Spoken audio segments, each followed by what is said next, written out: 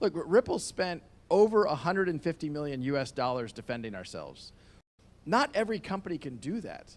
And so I don't know OpenSea well. I respect the leadership there, and I hope they're in a position where they can fight this fight, because the SEC is bullying people, and I think it does set a dangerous precedent for other governments around the world. Build me a portfolio website for my photography business. Boom, there it is. Build a beautiful landing page for my online course. Boom, here we have it. With Lovable, you can build any website. Need to know where the rules are. Yeah, and the bad actors will be shaken out eventually. For sure. I mean, look, one of the ironies is FTX and Sam Bankman-Fried. You read my mind. That was one of the ones I was talking about. Yeah. That set the industry back for sure. And the people say, well, it's the Wild West and there aren't laws. Sam's in jail. There are laws, and they were applied. And I think he did some things he shouldn't have done.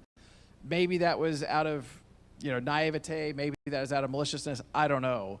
But the idea that this is the Wild West, I think, is just, that's not the real world. No. We live in a reality with laws. We do. And a lot of those laws are here in Korea, Japan, across Asia Pacific. I mean, look, one of the Ripple's largest offices is in Singapore. And the reason is that there's clear rules of the road. We've worked with the MAS, the Monetary Authority of Singapore. We have licensing there. We're regulated by MAS, and I think that's a very appropriate way for us to grow the industry. We're willing to invest the time and energy and money to get the licensing, but again, there's some jurisdictions like the United States that instead of providing those rules. Well, one last thought on this, if people are following this closely, the good news is there are legislative efforts, and an important piece of legislation passed the U.S. House of Representatives in July, I think, or maybe it was June, called the FIT 21 Act.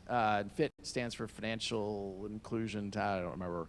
But it is a market structure bill that provides clarity for crypto. It now has to go through the Senate, and it's hard to predict in an election year how that will play out. But I'm actually optimistic we may finally get legislative clarity, again, not from the leadership of the SEC, which one would expect, but from our elected officials finally listening to the people that they represent. I know you spent a lot of time in DC. You just talked about something like that. What are they saying internally? Tell us what's happening.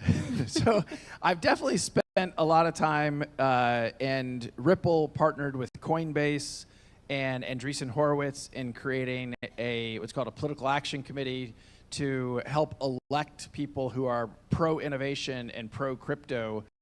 And I think that has had a big impact in helping crypto elevate on the radar of our elected officials in the United States. I mean, it's of course unfortunate we have to do those things to have, the group is called Fair Shake. That's an appropriate, Ladies and gentlemen, friends of Ripple and XRP from every corner of the globe. What an extraordinary and truly remarkable occasion we are gathered here for today. This is not just another corporate update. This is not your typical keynote or press release. No, today is something far greater. Today is monumental. It is historic. Today marks a defining moment in the ever-evolving journey of Ripple, in the advancement of XRP, and most importantly, in the collective mission we have been building together for more than a decade. Now, for those of you who might not know me, my name is Brad Garlinghouse, and I am both honored and humbled to serve as the Chief Executive Officer of Ripple. But let me make something crystal clear right from the start. I'm not standing before you today simply as the CEO of Ripple. I am here as a deeply committed member of this global movement, this revolution.